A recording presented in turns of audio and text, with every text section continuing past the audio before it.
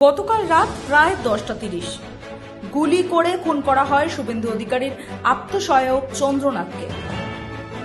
গুলিতে ঝাঁঝরা করে দেওয়া হয় চন্দ্রনাথ রথকে। গুলিবিদ্ধ হন চন্দ্রনাথের গাড়ির চালকও।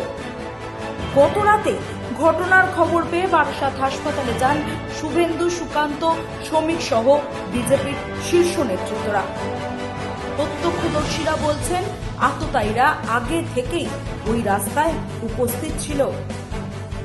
গত রাতের পর আজ সকালে বারাসাত হাসপাতালে যান শুভেন্দু অধিকারী, শ্রমিক ভট্টাচার্য ও রাহুল সিনহা।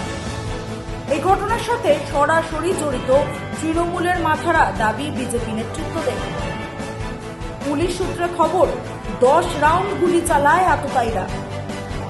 মাত্র 50 সেকেন্ডের অপারেশন, ঝাঁঝরা করে দেওয়া হয় চন্দ্রনাথ রথকে।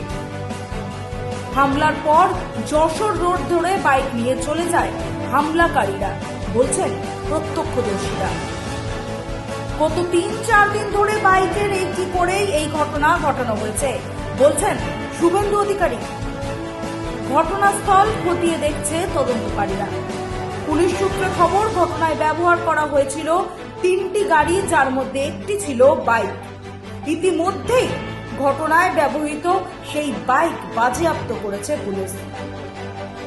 রাস্তার সিসিটিভি ফুটেজ খতিয়ে দেখছে পুলিশ।